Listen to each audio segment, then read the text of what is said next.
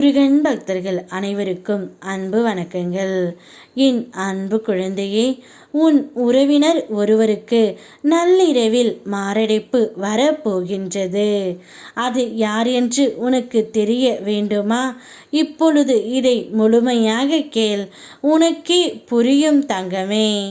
காலத்தின் மீது பழி போடுவதை நிறுத்தி உன் முயற்சியை இடைவிடாமல் நீ தொடர வேண்டும். ஒரு தீபத்தால் வெளிச்சம் மட்டும்தான் காட்ட முடியும்.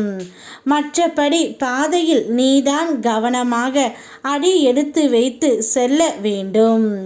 அதே போன்று நீ முன்னேற்றத்திற்காக எடுத்த முயற்சிகளில் தோல்வி வந்தாலும் பின் வாங்காமல் முயற்சியை தொடர வேண்டும் தங்கமே. மீண்டும் முயற்சி செய்து தோல்வி அடைந்தால் அது உனக்கான முயற்சி அல்ல என்பதை உணர்ந்து அடுத்த முயற்சியை தொடர். ஒவ்வொரு முயற்சியிலும் நீ உறுதியுடன் முன்னேறும் போது என் அருள் உன்னோடு இருக்கும்.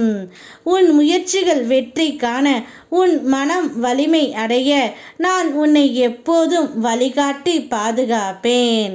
யாரெல்லாம் உன் நம்பிக்கையை கெடுத்தார்களோ, யாரெல்லாம் உன் உறவு வேண்டாம் என்று சென்று உன்னை உதறி தள்ளினார்களோ, அவர்கள் வீட்டில், உன் உறவினர் வீட்டில் ஒருவருக்குத்தான் மாரடைப்பு நள்ளிரவில் வரப்போகின்றது.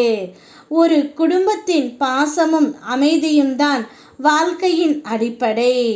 ஆனால் அதிலே சிலர் மறைவாய் நுழைந்து சின்ன சின்ன பிரச்சனைகளை ஏற்படுத்தி குடும்பத்தையே கலக்க முயல்கின்றார்கள். அப்படி செய்பவர்கள் ஒருவரின் இல்லத்தை மட்டுமல்ல, தங்களுடைய வாழ்க்கையையும் அளிக்கின்றார்கள்.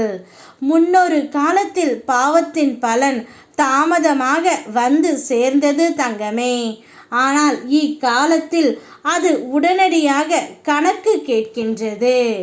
யார் குடும்பத்தை குலைக்கின்றார்களோ அவர்கள் வாழ்விலேயே அதற்குரிய பலனை சந்திக்க வேண்டியிருக்கும். குடும்பத்தை காப்பது பெரிய தர்மம், அதை கலைப்பது மிக பெரிய பாவம். உன் நல்ல குடும்பத்தை கலைத்த ஒருவருக்குத்தான் இப்பொழுது தண்டனை கிடைக்கப் போகின்றது. உன் குடும்பம் நன்றாக சீரும் சிறப்புமாக வாழ்ந்து வந்தது. அந்த குடும்பத்தில் மிக பெரிய பிரச்சனையை உன் உறவினர் வீட்டில் ஒருவர் ஏற்படுத்தி விட்டார். அவருக்கு தண்டனையாகத்தான் இன்று நள்ளிரவில் கெடுதல் வரப்போகின்றது. அதனால் நீ அஞ்ச வேண்டாம் தங்கமே.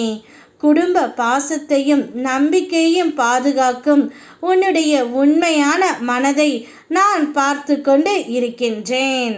தவறை செய்பவர்கள் நீதியின் முன்னால் தப்ப முடியாது. அவர்கள் நடக்கும் வழியிலேயே கர்மம் வந்து பதில் சொல்வது உறுதி. அதேபோல்தான் நிச்சயம் பதில் காலம் சொல்லிவிடும். நீ அதை பற்றி யோசிக்காமல் நிம்மதியாக இரு. யாம் இருக்க பயமேன். ஓம் முருகா.